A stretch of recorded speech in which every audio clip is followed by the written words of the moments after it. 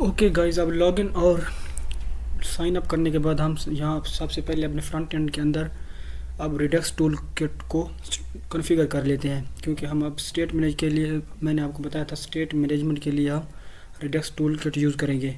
तो अब हम अपने एप्लीकेशन के अंदर रिडक्स टूल किट को कॉन्फ़िगर कर लेते हैं और मैं आपको बहुत ही इजी वे में रिडक्स टूल किट समझा दूंगा। सबसे पहले क्या करते हैं, अब हम यहाँ पर अपने टर्मिनल को क्लोज़ कर देते हैं फ्रंट एंड वाले को, और यहाँ पर हम npmi @ तो ये हम क्या करते हैं, रिडक्स इंस्टॉल कर रहे हैं, redux.js/toolkit एंड रिएक्ट रिडक्स। तो ये क्या करना है, हमने यहाँ पर इंस्टॉल कर देना है npmi redux.js/ उसके बाद करना है टूलकिट। ओके, अब यहाँ हम इंटर करते हैं और इसको इंस्टॉल होने देते हैं।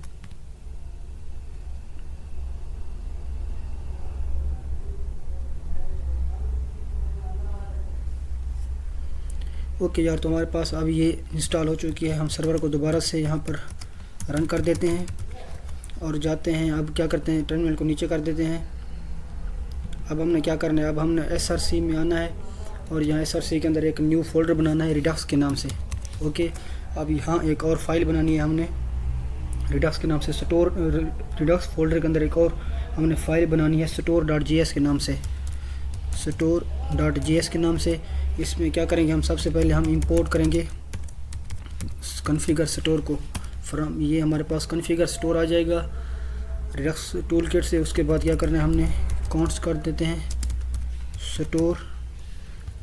Const store is equal to configure store करना है हम, जाहिर सी बात है। अब हमने तो ये कर दें कि हम कॉन्फ़िगर स्टोर, और इसके अंदर हमने क्या करना होता है, रिड्यूसर पास करने होते हैं, रिड्यूसर। और ये हमारे पास एक अभी के लिए एम्प्टी ऑब्जेक्ट होगा, तो बाद में मैं आपको इसको आगे बताता हूँ कि इसके अंदर हमने क्या करना है। यहाँ से हम एक्सपोर्ट कर लेते हैं, एक्सपोर्ट डिफ़ॉल्ट। उसके बाद क्या करना है, हम अपने स्टोर को यहाँ से एक्सपोर्ट कर लेंगे। तो ये हमने अपने स्टोर को यहाँ से कर लिया है एक्सपोर्ट। अब सिंपली हमने क्या करना है, एक और स्लाइस बनानी है। स्लाइस को फिर हम इन रिड्यूसर के अंदर डिफ़ाइन करेंगे। स्लाइस आप ऐसे समझ लें कि हमारे पास जैसे अब आथ है, आथ की स्लाइस बनाएंगे तो उसमें सारा ऑथेंटिकेशन का हम काम करेंगे।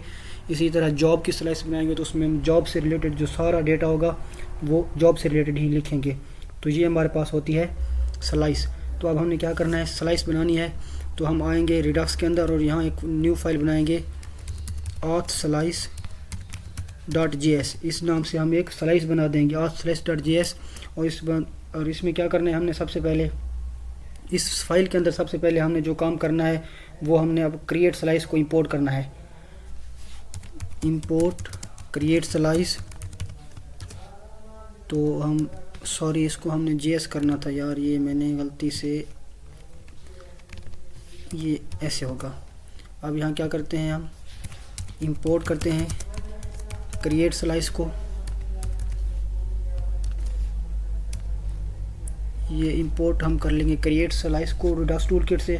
देन हम यहाँ पर एक वेरिएबल ले लेते हैं कॉन्स्ट authslice, इसका आप नाम कुछ भी रख सकते हैं, मगर ये रिकमेंडेड होता है कि हम कन्वेंशन के अकॉर्डिंग नाम रखें अपना, क्योंकि हमारे पास ये auth की स्लाइस है तो इसलिए हम यहाँ authslice का नाम डिफाइन कर रहे हैं। तो यहाँ आगे हम करेंगे क्रिएट स्लाइस, जो हमने ऊपर इंपोर्ट किया हुआ है क्रिएट स्लाइस, और ये हमारे पास क्या करेगा, एक ऑब्जेक्ट, ये मेथड है, उसके अंदर हम ऑब्जेक्ट पास कर देंगे।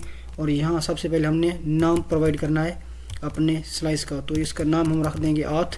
और ये auth होने के बाद यहाँ हमने एक इनिशियल स्टेट देनी होती है। तो हमारे पास इनिशियल स्टेट इसकी अब क्या होगी, इनिशियल स्टेट में हम अब यहाँ एक ऑब्जेक्ट है हमारे पास, ये हमारे पास इनिशियल स्टेट ऑब्जेक्ट होगा, और इसके अंदर हम क्या करेंगे, अब सबसे पहले हम यहाँ पर लोडिंग कॉल करेंगे। लोडिंग से मेरा मतलब है, जब हम यूज़र क्रिएट करेंगे तो जब तक हमारा यूज़र क्रिएट नहीं हो रहा होता, हमारी रिक्वेस्ट जारी होती, तो हम वहाँ पर एक लोडर शो करवा देंगे।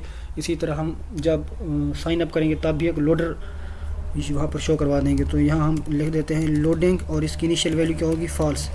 तो यहाँ मैंने एक लोडिंग ले ली और उसकी इनिशियल वैल्यू मैंने फॉल्स कर दी। और यहाँ फिर हमने क्या करना है, रिड्यूसर लेने हैं।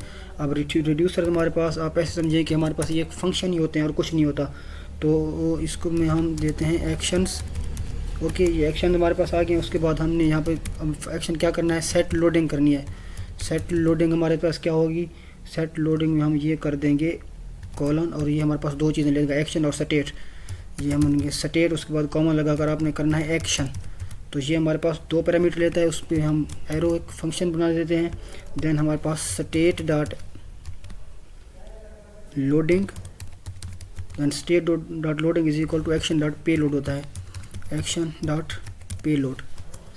तो ये हमारे पास एक स्लाइस ऑथ की बन गई। अब हमने क्या करना है, इसको जो हमारी स्लाइस बनी है इसको हमने इंपोर्ट कर देना है, और हमारे पास दूसरा जो हमने रिड्यूसर बनाया उसको हमने इंपोर्ट कर लेना है। तो ये हमारे पास होगा एक्सपोर्ट कॉन्स्ट, उसके बाद हमने क्या करना है, अपनी जो स्टेट बनाई है ये हमारे पास होगा सेट लोडिंग।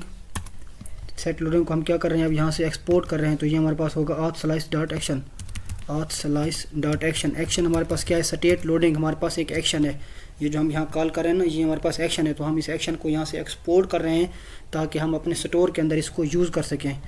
ये हमारे पास एक एरर आ रहा है, यहाँ पर होता है actions, my bad, sorry.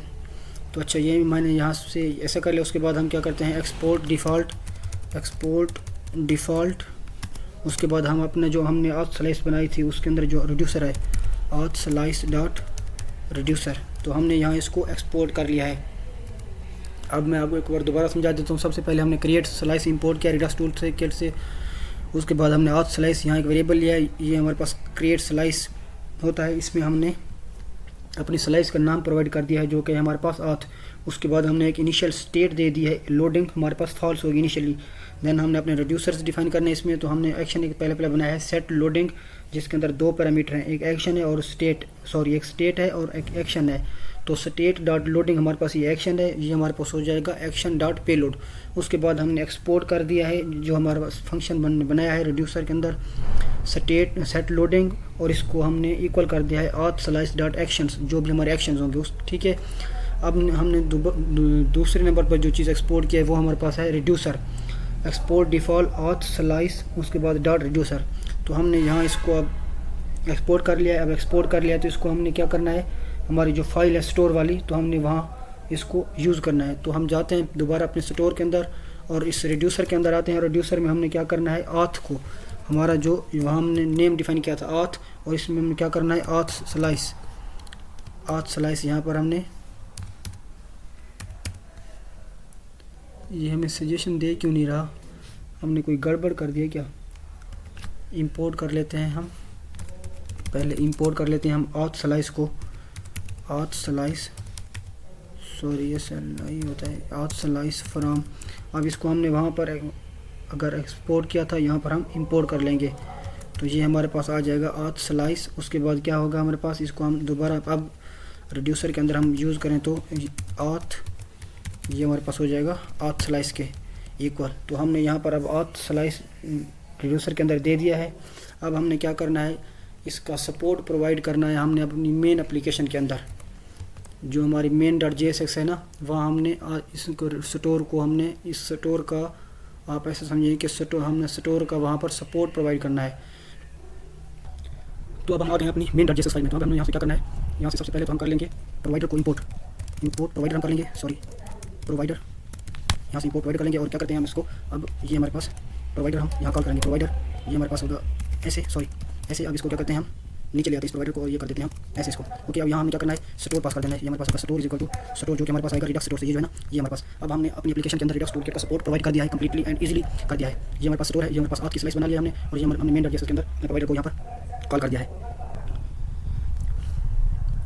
Okay. अब हम अपनी मेन को क्लोज कर देते हैं, ऑथ को भी क्लोज कर देते हैं। अब जाते हैं हम अपने लॉगिन वाले कंपोनेंट में जाते हैं और लॉगिन पे क्लिक करते हैं। अब यहाँ क्या करना है, हमें सबसे पहले जो एक्शन वहाँ से बनाया तो एक्शन को यहाँ पर डिस्पैच करना है। तो एक्शन को डिस्पैच कैसे करते हैं, यहाँ पर हम लिखेंगे const dispatch is equal to use dispatch, हम करेंगे जो कि हमारे पास आएगा यूज डिस्पैच, ये हमारे पास आ जाएगा यहाँ से, ओके। ये हमारे पास होता है कॉन्स्ट, तो हमने यहाँ पर डिस्पैच को ले लिया। अब हम क्या करते हैं, जहाँ हम अपनी API कॉल कर रहे हैं ट्राई के अंदर, तो हम क्या करते हैं, यहाँ पर करते हैं डिस्पैच।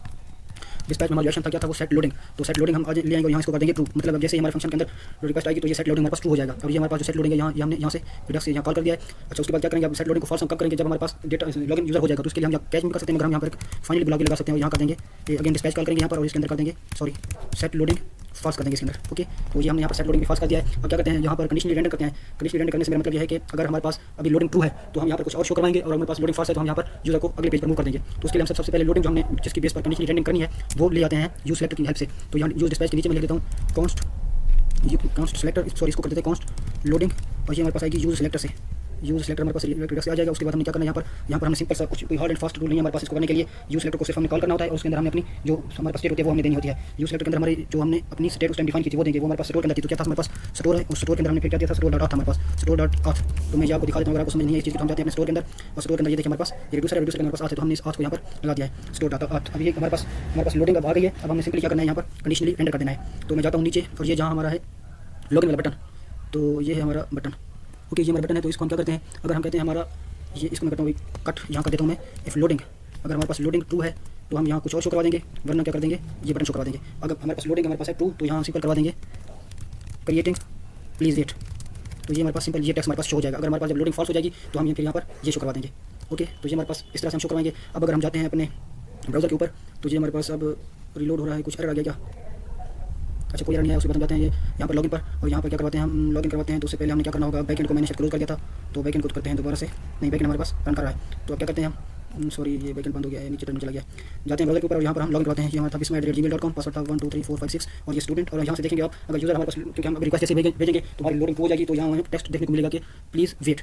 तो ये देखिए हमारे पास वो आया था, मगर जल्दी से हम, क्योंकि हमारी रिक्वेस्ट जितनी जल्दी फास्ट हुई है तो हमें वो एक लम्हे के लिए नजर आया था, उसके बाद नहीं नजर आया। उसके बाद अगर दोबारा मैं वो दिखाऊँ तो दोबारा आप देखिएगा गौर से इसको जरा, ये बिस्मा, उसके बाद क्या करते हैं 1 2 3 4 5 6 एंड स्टूडेंट। अब देखिएगा दोबारा ये हमारे पास इतनी फास्ट मतलब आता है, हमें यहाँ पर नजर नहीं आता। इसी तरह हम क्या करते हैं, अपने साइनअप में जाते हैं और वहाँ भी इंप्लीमेंट कर देते हैं। तो साइनअप में जाते हैं यहाँ पर, और सबसे पहले हम यहाँ क्या कर लेते हैं, डिस्पैच करते हैं const dispatch is equal to use dispatch, और ये हम कर देते हैं यूज डिस्पैच। और उसके बाद हम क्या कॉन्स्ट लोडिंग हम गेट करेंगे फ्रॉम यूज सेलेक्टर से। तो ये हमारे पास यूज सेलेक्टर, उसके अंदर क्या था हमारे पास स्टोर, देन एरो लगा देंगे, स्टोर डॉट ऑथ से हमारे पास ये आएगा। अच्छा ये आ गया हमारे पास। उसके बाद हमें सिंपली क्या करना है, यहाँ पर हमारे जो एपीआई, ये हमारे पास एपीआई की ये ट्राई करना है, और यहाँ कर देना है डिस्पैच, और इसमें कर देना है सेट लोडिंग हमारे पास क्या हो जाएगी ट्रू, और सेट लोडिंग हमने यहाँ पर इंपोर्ट हमारी आ जाएगी। ये देखिए हमारी इंपोर्ट करा चुकी है। अब यहाँ पर हमने सेट लोडिंग ट्रू कर दिया। जैसे हमारी ये रिक्वेस्ट कंप्लीट हो जाएगी तो यहाँ हम कर देंगे फाइनली हम कर देंगे डिस्पैच, और यहाँ हम कर देंगे सेट लोडिंग फॉल्स। तो ये हमारे पास सेट लोडिंग फॉल्स हो जाएगी। तो इस तरह से हमने लोडिंग कंप्लीट कर ली है अपने दोनों कंपोनेंट में, साइनअप में भी और लॉगिन में भी।